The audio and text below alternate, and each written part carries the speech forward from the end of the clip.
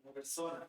Quizás fue hace muchos años atrás, ¿cierto? En Chile, por ejemplo, ya no estamos tan acostumbrados a escribir cartas o mandarle un saludo a una persona, quizás, y menos más jóvenes, ¿cierto?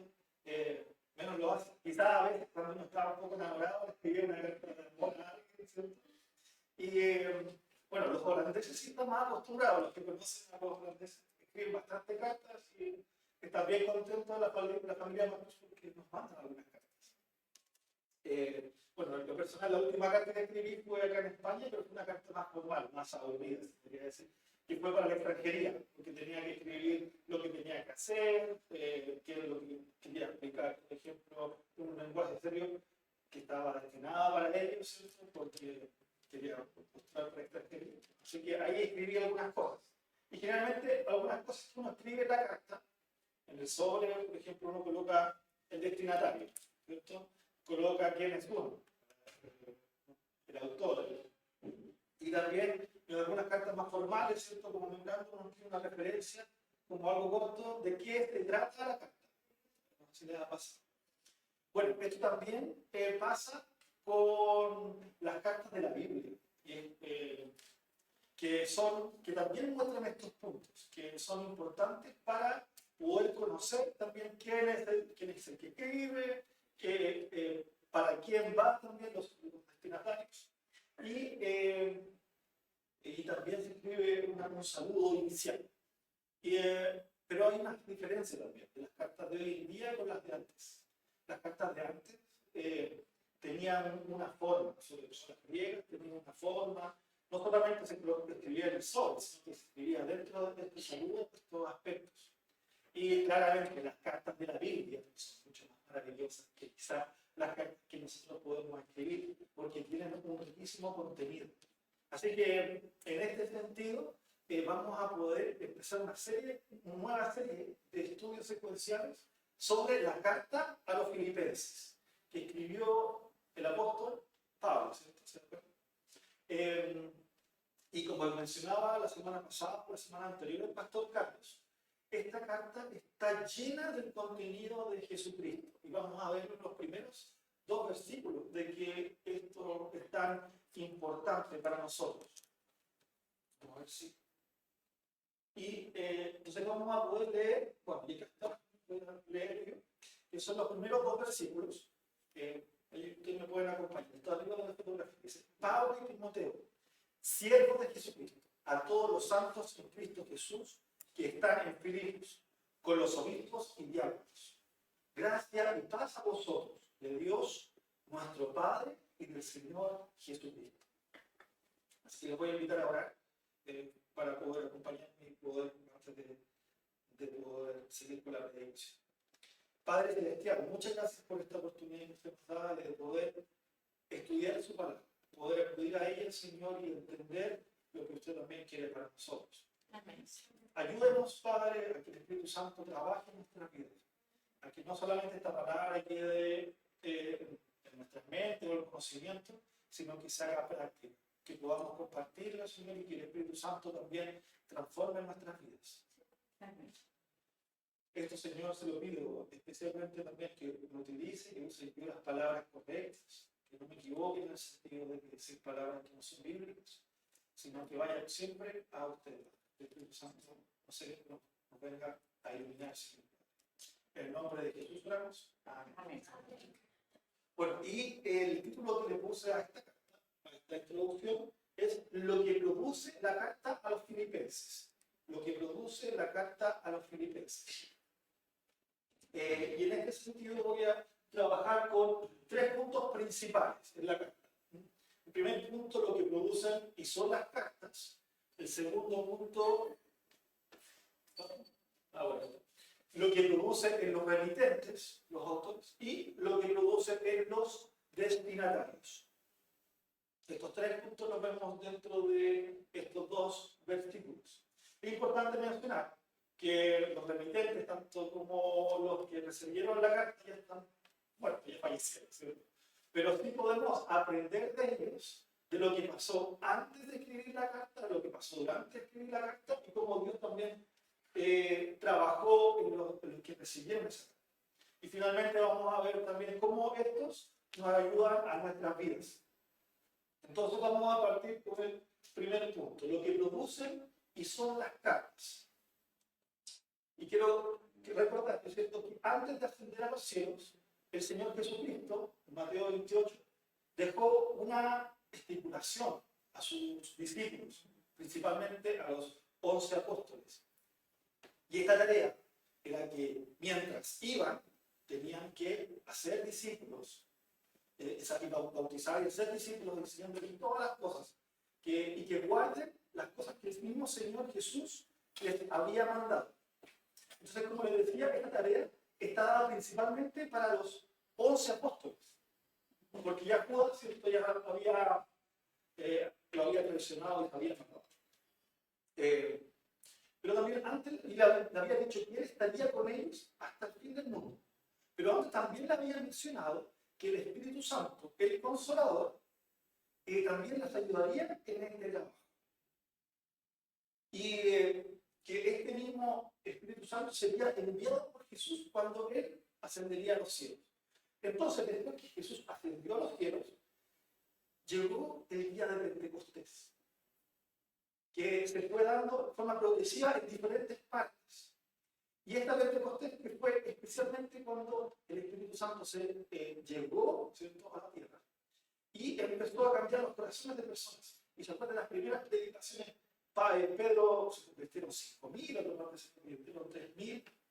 Y en diferentes partes se empezaron a convertir personas, empezando a cumplir la gran comisión. Y esto pasó tanto en Judea, Samaria y hasta el último de la tierra, en Hechos 1:8, dice. Entonces, en términos prácticos, la gran comisión hizo que el evangelio se esparciera por el mundo, por los diferentes lugares. Pero para esta tarea solamente habían 11 personas. Y en estas personas, ¿cierto?, tenían que llegar a las diferentes partes donde el mundo conocido estaba, por ejemplo, sobre todo el Imperio Romano, los diferentes lugares que había. Entonces era amplio, era perfecto. Y para esta tarea, Dios tenía también preparado a alguien, una persona especial, se podría decir, un agregado, un apóstol, que fue el apóstol designado por el mismo Señor Jesús, que Jesús se le apareció y cambió su vida por completo. Jesús llegó a este apóstol para que él predicara a los gentiles, a los no judíos. Entonces, para que siguiera compartiendo el evangelio, para que la gran comisión se pudiese cumplir. Entonces, las cartas surgen como un medio de comunicación, o sea, como una herramienta para cumplir la gran comisión, ya que los apóstoles no podían estar en todas partes presentes. Ellos usaron esta herramienta de las cartas para poder comunicarse con los diferentes nuevos discípulos, con las personas que se habían convertido y estaban creciendo en el evangelio. Y entonces esta surgió como una herramienta para sustituir la presencia de los apóstoles. Entonces, cuando los apóstoles escribían una carta o representantes de ellos, como lo vemos en algunos casos, la leían en los cultos, la leían en las iglesias, como si el mismo apóstol estuviese presente dentro de este lugar, como si el mismo apóstol estuviese hablando. Y principalmente fue una herramienta que utilizó bastante el apóstol Pablo. Y una de estas herramientas, ¿cierto?, que podemos ver en la carta de los Filipenses. Y como les decía, que estas cartas no eran comunes, no era como la típica carta que ellos tenían, que usaban en ese tiempo, que eran cartas personales, o cartas legales, o cartas de negocios, sino que se transformó en un nuevo género literario, con un nuevo contenido, con una nueva riqueza, con una nueva forma de mencionar las cosas.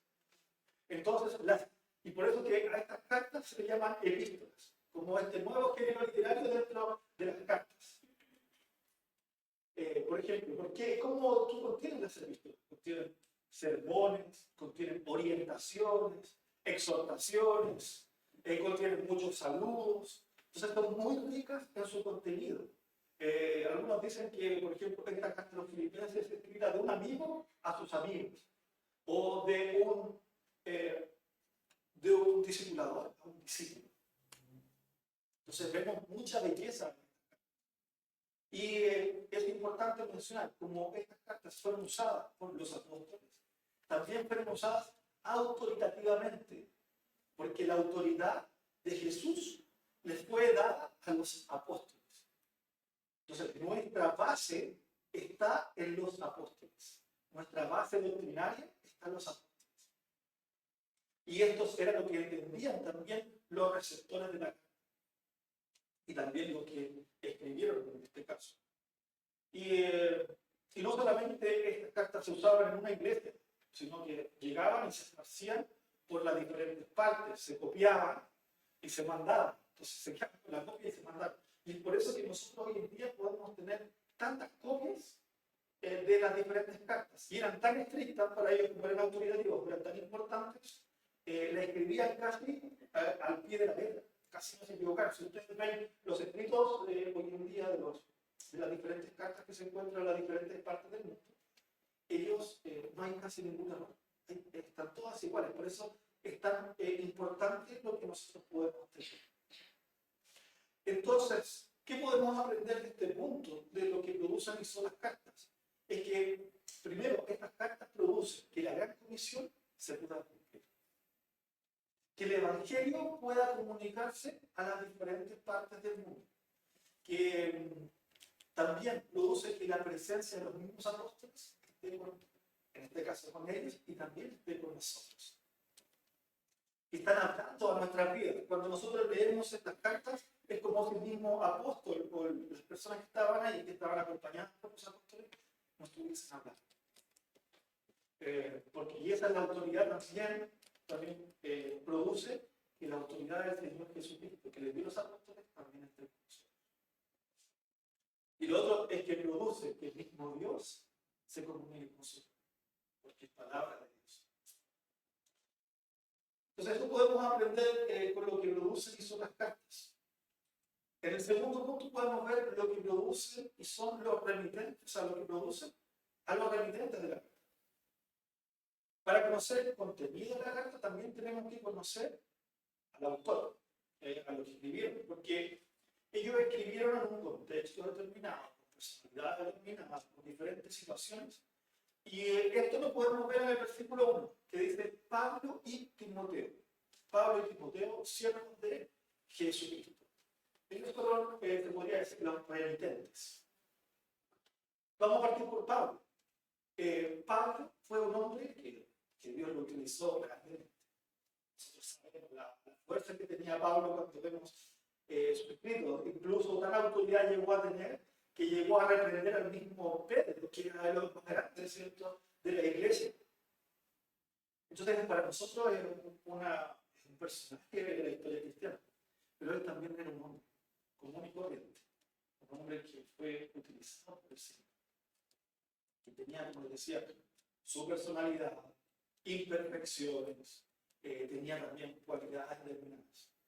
Y Dios había utilizado en él sucesos y actos antes de su vida que él escribiera para poder trabajar en esta carta, y que nosotros vamos a entender. Y es importante que tengamos en consideración.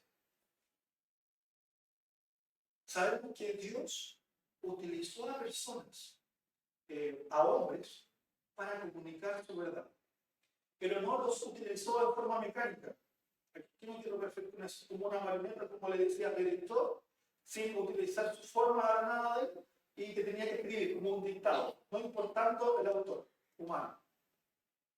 Ni tampoco lo usó como su lado romántico, como decir, tú tienes que tener un pensamiento, se te vino un deseo y tú llegas con eso. No, el Señor utilizó su pasado, sus estudios. Entonces, bajo la guía del Espíritu Santo, los autores humanos determinaron ellos mismos qué escribir. A esto se le llama inspiración orgánica. Entonces el apóstol Pablo no era la excepción en este contexto. Y él tenía dos contextos principales. El trasfondo de Pablo tenía por una parte, antes de las creencias cristianas, tenía una cultura judía. Él, todo lo que escribió dependía mucho de su cultura judía anterior. Por ejemplo, cuando aquí mismo Filipenses dice en Filipenses 3:5, dice, circuncidado al octavo día, del linaje de Israel, de la tribu de Benjamín, hebreo de hebreos, en cuanto a ley, fariseo. Entonces él está consciente de su misma cultura judía. Y esto podemos aprender que el mismo Pablo fue educado en tradiciones judías, que dice que fue uno de los principales, como los mejores profesores, como ser discípulo del pastor Cáceres. Como en este caso fue de Gamaliel, que de los más conocidos en este momento. No sé, como ustedes, por ejemplo, conocen a Tim Keller, que es muy conocido a nivel mundial de los cristianos, se podría decir como está en ese lado. Así fue educado de las tradiciones judías Pablo. Aparte conocía mucho de la escritura y de la teología judía. También tenía un celo por el judaísmo. Esto lo vemos cuando él perseguía a los cristianos. Él lo hacía por el celo al judaísmo, porque decía, los cristianos están en contra del judaísmo, y por eso que para él era importante. Y no solamente eso, sino que él permaneció mucha parte de su herencia judía después de su conversión, manteniendo algunas de sus costumbres. Pero lo que dentro de eso es que estas costumbres, por ejemplo, es que él era muy importante la autoridad de la escritura, del Antiguo Testamento como palabra de Dios. Él nunca dejó de dejar eso de lado. Nunca se sometió a otras cosas, sino que se sometió a la palabra sin reserva. Entonces, nunca creyó algo que contradijese al Antiguo Testamento. Por otra parte, también se aferró a la doctrina de que Jesús enviaría a un Mesías. Porque esto era claro en la palabra, de que del gran hijo de David, ¿cierto?, vendría el Mesías, de este linaje, vendría el Salvador. Entonces, por eso que Pablo, cuando él reconoció que Jesús era el Mesías, le dio todo el sentido a decir que es el Hijo de Dios, el Señor. Y también tomó al cristianismo como una rama del judaísmo, o sea, le dio continuidad desde Adán a la iglesia hasta ese momento. Y por otra parte, él también tenía una cultura gentil. Él había escuchado de que él era influenciado también por la cultura judía, pero también tenía la nacionalidad romana. Y él había vivido en Tarso, en Cilicia, en su juventud. Entonces él conocía a todos los escritores, los poetas, tenía un gran conocimiento sobre esta cultura gentil. Después fue criado en Jerusalén y después nuevamente dice, por ejemplo, en Hechos 9:30, dice que Pablo nuevamente vivió en Tarso, una ciudad gentil. Entonces, vemos características del apóstol Pablo que él tenía y que significaron mucho a la hora de su vida, que el Señor utilizó. Que él tenía la nacionalidad romana, ¿cierto? Y vemos que en algunas partes él apeló a su nacionalidad. Y eso le ayudó también a servir al Señor. También observaba costumbres gentiles. Dice a los que están sin ley, como si yo estuviera sin ley, para ganar a los que están sin ley. 1 Corintios 9:21. O sea, él realmente conocía a ambos lados y sabía manejar cuándo estaba bien y cuándo no lo estaba. Aparte de eso, como decía, conocía a los poetas, a los diferentes escritores gentiles, pero siempre seguía obedeciendo la ley de Cristo.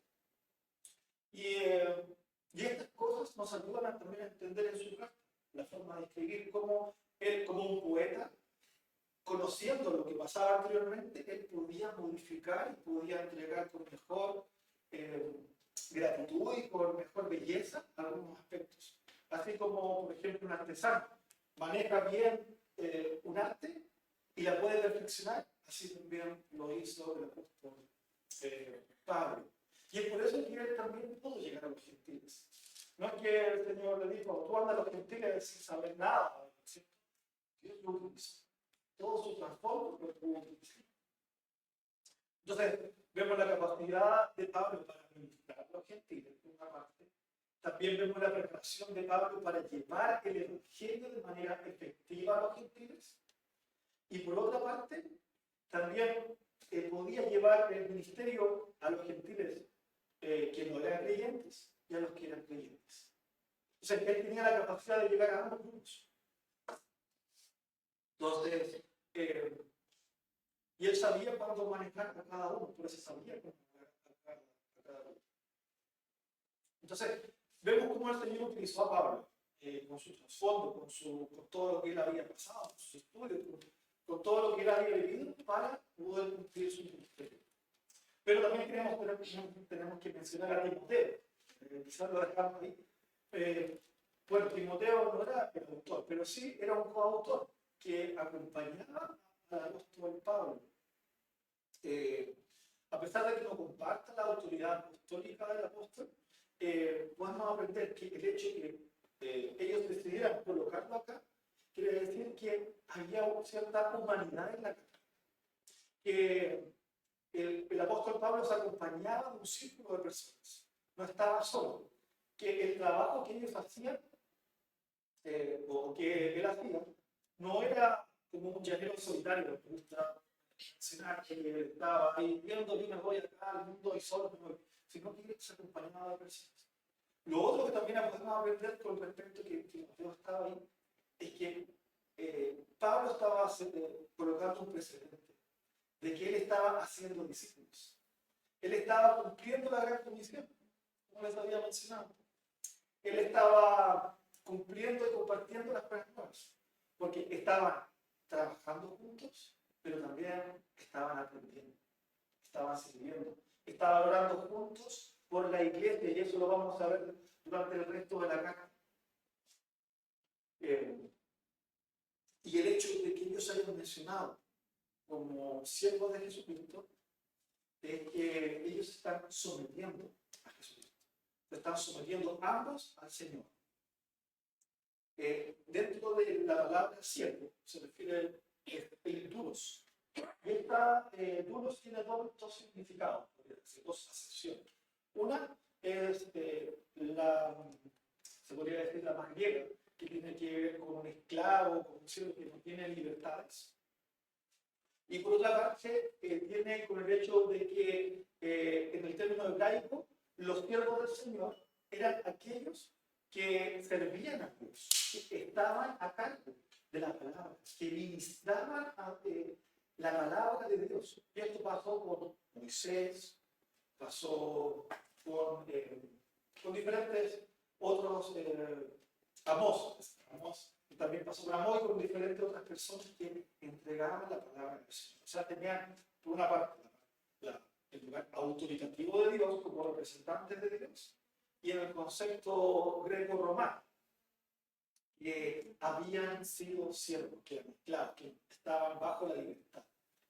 Y ambos conceptos son importantes, porque recordemos, ¿cierto?, que Pablo tuvo estos dos trasfondos. Entonces, cuando aprendemos de estos dos trasfondos, podemos entender la mayor riqueza cuando él dice que era un siervo del Señor Jesucristo. Porque quiere decir que era un siervo del Señor Jesucristo porque era un esclavo, porque no era dueño de sí mismo, porque el Señor Jesucristo le había comprado con su sangre preciosa. Entonces ya no era dueño de sí mismo, sino que era dueño de Dios. También quiere decir que le da una condición de identidad, porque era un esclavo sacrificial. Y así como Jesucristo se dijo que él era siervo, Pablo siguió el ejemplo de Jesucristo, siendo siervo de él. Y es el mejor ejemplo, Jesucristo. Y por otra parte, también nos muestra de que nosotros nos convertimos en esclavos del Señor, que ya no nos pertenecemos a nosotros. Pero no es un esclavo cualquiera, sino somos esclavos del Señor Todopoderoso, del que se entregó su vida por nosotros. Somos siervos del mejor siervo de todos, porque Él dio el ejemplo del Señor Jesucristo. Y eso es lo que estaba haciendo el apóstol Pablo. Estaba dando el ejemplo también a los filipenses de que Él se hizo siervo. Y a pesar de que Pablo estaba en la cárcel, que estaba sometido a la autoridad romana, él dijo: yo soy siervo de Jesucristo. No soy siervo, en este caso no le debo mucho a César, sino que estoy sometido a Jesucristo, a pesar de estar en la cárcel. Entonces es muy interesante cómo el apóstol Pablo y Timoteo se dejan a sí mismos con esa condición de siervo del Señor. Entonces, ¿qué podemos aprender de este segundo punto? ¿Qué produce en los remitentes y qué produce también en nosotros? Que podemos aprender de que el Señor ha utilizado vidas, ha utilizado diferentes circunstancias para poder llevar a cabo su verdad. Muchas veces nosotros decimos: ¿por qué pasó? ¿Por qué pasó lo otro? ¿Por qué tuve que vivir tal cosa? Y en este caso el apóstol Pablo estaba en la cárcel, imagínense. Y el Señor utilizó estos 2 años que estuvo en la cárcel para que él escribiera las cartas. Y entonces, si él no estuviese en la cárcel en ese momento, no hubiésemos podido recibir quizás esta maravilla de carta que podemos recibir hoy día. También podemos entender de que nos da seguridad de que el Señor nos creó con diferentes cualidades, personalidades, circunstancias. Y el Señor las utilizó. Somos únicos en ese sentido. Hay diversidad en la congregación. También podemos encontrar que estamos en las manos de nuestro Señor. Todos los acontecimientos de nuestra vida han sido por algo. A veces, incluso si nosotros hemos cometido un error, el Señor lo tiene en control. Y también nos da humildad, porque nos da la condición de Jesús, de ser siervos de ser siervos esclavos y siervos en el sentido de compartir de su palabra, que reconocemos el sometimiento. Y también nos da identidad, porque pertenecemos a Jesús. Nos pertenecemos a nosotros mismos. Y para ir al tercer punto, lo que produce es los destinatarios, los receptores de la carta. Dice ahí: a todos los santos, ¿cierto?, de Cristo Jesús que están en Filipos. Bueno, Filipos era una ciudad especial, considerada como una colonia una colonia romana. Pocas ciudades tenían este privilegio como lo tenía Filipos. Algunos le decían como una Roma en miniatura, porque sus ciudadanos gozaban de la ciudad romana, hablaban en latín, tenían diferente grandeza comercial, tenían diferentes circunstancias. En realidad vivían la más alta alcurnia, vivían la más alta sociedad, no sé, motoperador, no sé. Pero, bueno, uno conoce diferentes lugares, ¿cierto? Vivían como la más alta sociedad, donde se maneja por los beneficios que ellos tenían. Y podemos ver los inicios de esta iglesia en Hechos 16, donde Pablo tuvo una visión. Él iba a ir hacia Asia, pero el Señor le dice que tenía que ir hacia Macedonia. Y recibió esta visión porque alguien como tuvo un pedido de ese pueblo hacia allá. Y entonces algunos piensan, no, que Pablo siempre era estratégico para ir a las diferentes partes, pero en este caso el Señor le dijo específicamente: tiene que ir para allá. Entonces el Señor lo envió a ese lugar. Y el apóstol Pablo junto a Silas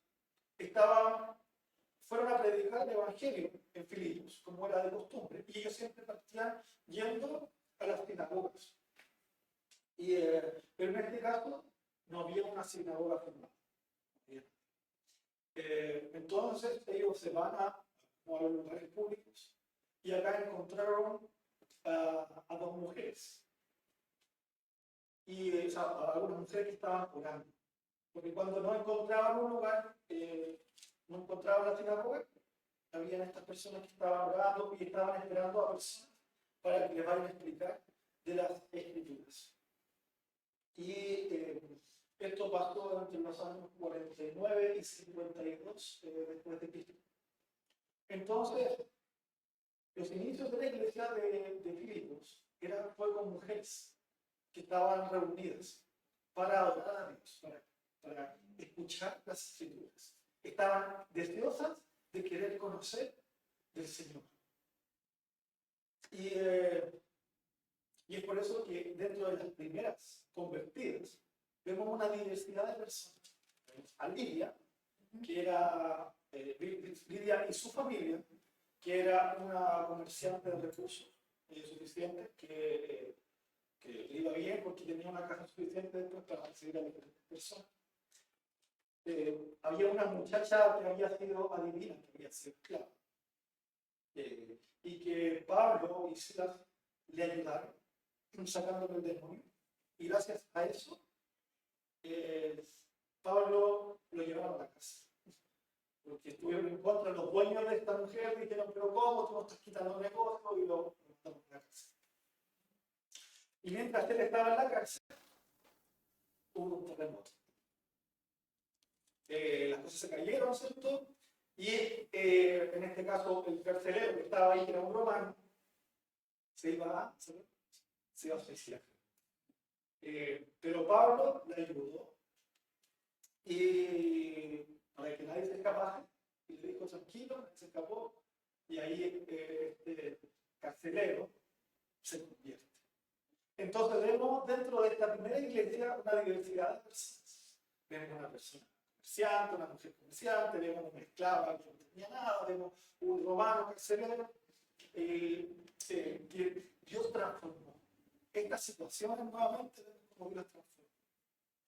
Para que empezase a juntar y a crecer esta nueva iglesia, esta nueva plantación de iglesia. Plantación de iglesia la llaman en Chile.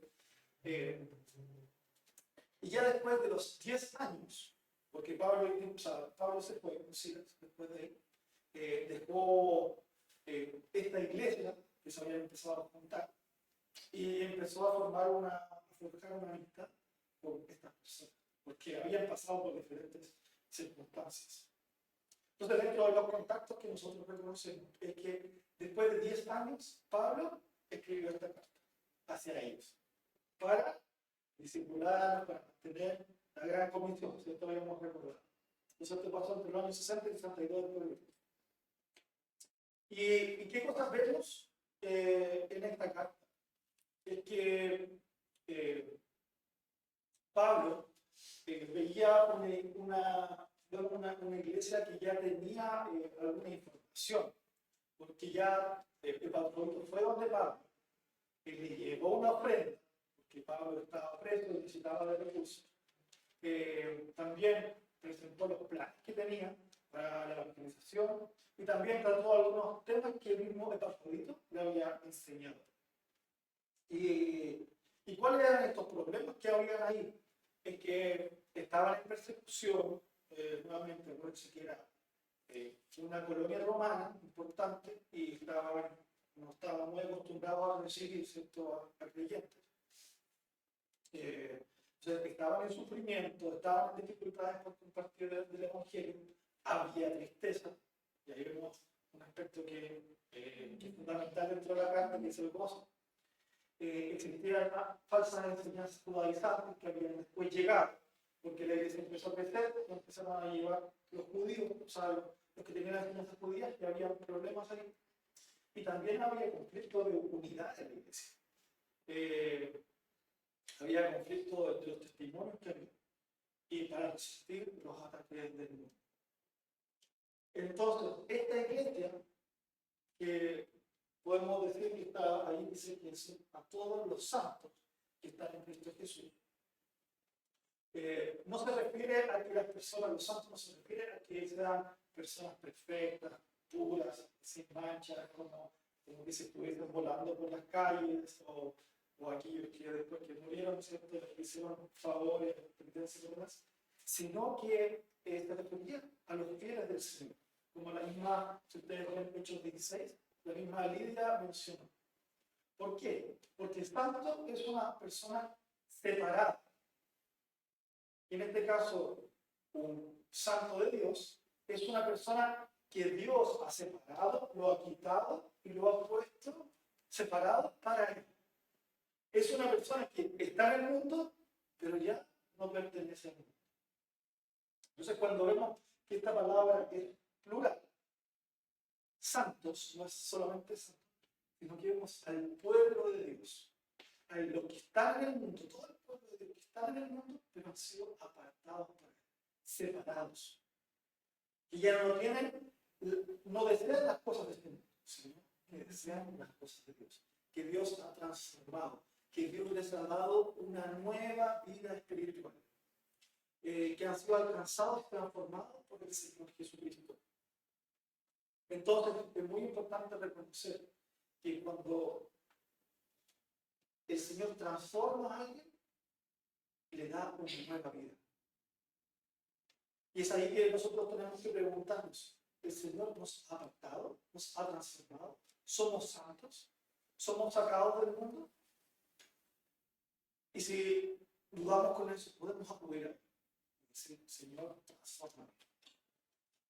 Voy a acudir, porque no hay nueva vida sin Jesucristo. No hay nueva vida sin Él. Entonces, el Señor transforma. Es Jesucristo que transforma, que hace santos a sus personas. Y podemos estar agradecidos también. Pero el Señor no solamente se dirige a los santos, sino también menciona a los obispos y diáconos. ¿Por qué menciona a los obispos y diáconos? Porque ellos eran los que estaban a cargo de la iglesia. Había una dirección espiritual, en lo que el mismo Pablo había mencionado, les había dejado, había una organización. Había un lugar, ¿cierto? Un grupo de personas en los cuales podían servir y que podían ser colocados en autoridad y la responsabilidad que tenían frente a la iglesia. Entonces, estos grupos de personas, tanto obispos como diáconos, eran los que estaban liderando toda la congregación. Y no es solamente una palabra como obispo o diácono, sino que había dos grupos que estaban juntos sirviendo y trabajando al Señor. Nuevamente, me gusta decir, como no había un llanero solitario que estaba a cargo de la iglesia, sino que había varias personas que estaban sirviendo en la congregación. Y esto, cuando nosotros vemos obispos en la iglesia, en el Nuevo Testamento, también en otras partes se le llama ancianos, que es la palabra presbíteros. Entonces, por eso nuestra iglesia se llama presbiteriana, porque una parte de la organización de la iglesia, la parte administrativa de la iglesia, está conformada por presbíteros. Presbíteros y en este caso diáconos. Y por lo menos en Chile, son algunas iglesias, estos dos grupos son considerados como los oficiales de la iglesia. Entonces, los obispos son considerados, por ejemplo, que viene la palabra supervisor, como apunta a la función, y en otra parte, la palabra presbítero anciano se refiere a la cualidad de la persona que va a ocupar el cargo. Y los diáconos tienen que ver con el ministerio, con el servicio. Los diáconos, también lo vemos en Hechos, que fueron hombres que reemplazaron a los apóstoles en diferentes circunstancias, en diferentes tareas, para que los apóstoles se pudiesen dedicar a la predicación y a la oración. Entonces ellos se dedicaron a todo lo que es el cuidado social. Como les decía, entonces podemos aprender de esto, de que, o lo que produce la carta a los remitentes, es que también produce orden, produce un funcionamiento, institucionalidad. Aunque muchas veces las personas están en contra de estas palabras, vemos que en las primeras iglesias ya había un orden, había institucionalidad, personas, hombres que habían sido votados para el funcionamiento correcto de esta iglesia. Y también vemos al final un saludo dice, de gracia y paz. Gracia y paz. Este saludo no era solamente para diferentes grupos de personas, sino que había un contexto y un contenido profundo. Como les decía Pablo, tenía algunas similitudes de las cartas griegas. Las cartas griegas, ellos usaban la palabra chagré, el griego, como un saludo convencional. Por ejemplo, cuando uno voy allá en Chile, me dice, hola, ¿cómo estoy? Me dice, ¿cómo estáis? Pero no estoy pensando en saber cómo está la persona, sino que un saludo así como pasajero. No sé, acá yo he escuchado qué tal, cómo andas, pero tampoco yo creo que es como te van, ¿cómo estás? Muy bien, sí. No, ¿cierto? Y ese era el saludo también que tenían las cartas con el chaviré, que era un poco más como convencional. Saludos, saludos de la carta. Y el apóstol Pablo lo cambia a charis, una palabra similar, que es la palabra gracia, cariz. Viene de cariz, carisma, ¿cierto? Que viene de gracia. Y sabemos que la palabra gracia tiene un contenido mucho mayor. Y sobre todo si esta palabra gracia está acompañada de nuestro Dios y Padre del Señor Jesucristo. Porque quiere decir que la gracia es la suma total de todas las bendiciones que los cristianos pueden recibir. Cuando habla de la palabra gracia, menciona que podemos recordar la misma imagen del Señor Jesucristo. Porque fue Dios que impartió esa gracia a través de Jesucristo, que se entregó su vida por nosotros. Podemos también reconocer quiénes somos nosotros, porque somos personas indignas, que no merecemos esa gracia. Cuando alguien recibe un regalo, no es porque se lo merece generalmente, pero sí, en este caso, una gracia mayor. Cuando vemos esta gracia, reconocemos que yo no me merezco esta gracia, de que yo no me merezco ser amado, de que yo no solamente no me lo merezco, sino que yo he ido en contra del Señor. ¿Cuántas veces yo he hecho las cosas que el Señor no me ha dicho que tengo que hacer? Y yo no me he humillado lo suficiente, incluso he cometido palabras contra Dios. Yo soy un ladrón, soy un hipócrita, se podría decir. Si vemos los 10 mandamientos, podemos ver que cada una de las cosas yo he faltado en contra de Dios. Si un adúltero, un mentiroso, un asesino delante del Señor. Aunque algunas cosas quizás no han matado a una persona directamente, pero sí con mi cabeza y con mi corazón lo quería matar. Entonces, la gracia nos hace recordar quiénes somos, pero también nos hace recordar quién es Jesucristo. Que hemos recibido, a pesar de nuestra bancarrota espiritual, hemos podido recibir la riqueza espiritual del Señor Jesucristo. Y esto no va solo, sino que va sumado por la paz. Y este es un tema que el apóstol Pablo después va a tratar de forma más detallada. Y esta paz tiene que ver con el shalom hebreo, que no es solamente un estado, sino que es la presencia de Dios con nosotros. La presencia de Dios con nosotros. Entonces, no tiene el sentido como negativo de no tener problemas, no tener dificultades o no tener enfermedades. Muchas personas se confunden con esto, nos confundimos. Porque piensan, no, Dios no existe por la vida.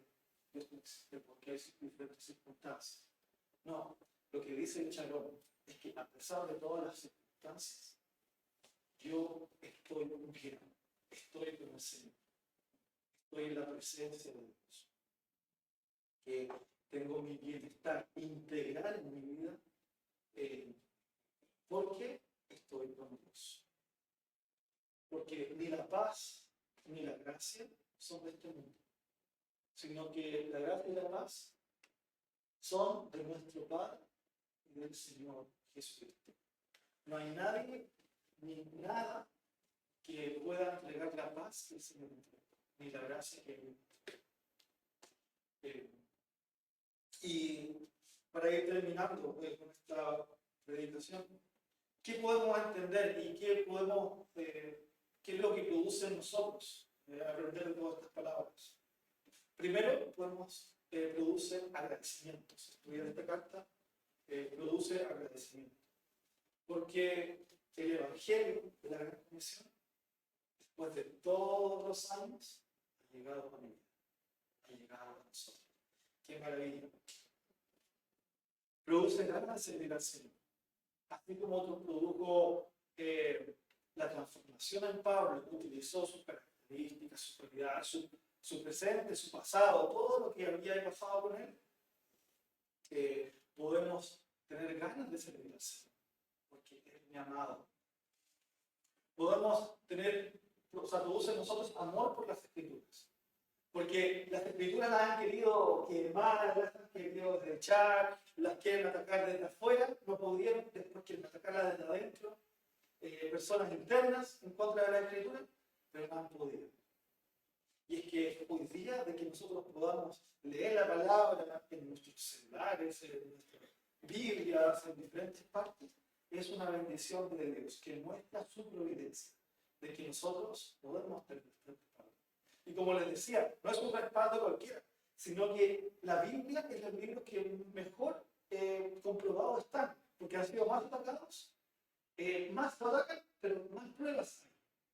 No hay ningún libro antiguo que tenga las pruebas que tiene la Biblia. Entonces podemos agradecer al Señor por los teólogos que han estudiado, por las personas que han escrito, han traducido. Podemos tener este amor por las Escrituras. También produce piedad, porque mientras más conocemos la Biblia, podemos reconocer de que la profundidad de que está bien produce tranquilidad en nosotros. Porque como el apóstol Pablo estuvo preso, ¿cierto?, pudo escribir las cartas, podemos nosotros también tener tranquilidad de lo que estamos viviendo hoy día, el Señor lo tiene en sus manos. Todas las circunstancias, Dios tiene en su control. Produce confianza en el Señor Jesucristo, produce compañía, como Pablo y Timoteo estamos juntos, pero también nosotros podemos marchar juntos con nosotros. No estamos solos, estamos. Produce amparo, produce refugio, porque nos sentimos solos, porque estamos con nuestro Señor, le pertenecemos a Él. Produce unión y seguridad, porque en la iglesia está unida a un cuerpo y hay una institucionalidad, podemos servir. Produce gozo, porque nuestro tesoro está en Cristo, porque la gracia, tenemos la gracia de Dios. Y también realmente produce paz, que sobrepasa todo entendimiento, frente a toda amargura, frente a todo resentimiento que hemos tenido, contra toda persona que nos ha dañado o personas que nos han dañado, el Señor produce paz. Frente también a toda ansiedad que hoy día vemos, porque todas las bendiciones las encontramos en el Señor Jesucristo. Así que ahora que hemos podido recibir esta carta, como en nuestros correos, a veces vamos a ver, bueno, tenemos una carta que vamos a poder estudiar, que vamos a poder aprender y que vamos a poder estar atentos a lo que va a producir en nosotros, ¿cierto? Y que el Señor Jesucristo esté con nosotros, entregándonos gracias. Por él. Señor amado, muchas gracias por este tiempo que hemos podido compartir, por su amor, cariño con nosotros, porque su palabra es tan fuerte, tan importante. Cuando vamos y nos aproximamos a ella, podemos reconocer cuán profunda es. Porque usted es un Dios infinito, podemos acudir a usted, Señor, en toda esta vida para poder decir. Y qué mejor depender de Jesús. Señor amado, ayúdanos a confiar, a entregarnos a usted, a reconocer que no le merecemos, pero la gracia de usted. Si hoy día hay alguien que no ha entregado su corazón, no le ha reconocido como Señor y como Salvador de su vida, como Señor, como dueño y como Salvador que lo tuvo que sacar de la muerte, hoy día que esta persona pueda ser reconocida. Y que nosotros ya hemos reconocido también lo podamos, porque todos los días que nos hemos cometido pecado contra ti, le hemos faltado. Ayúdanos, Señor, a vivir esta gracia y vivir esta paz que solamente usted puede. En el nombre de Jesús oramos.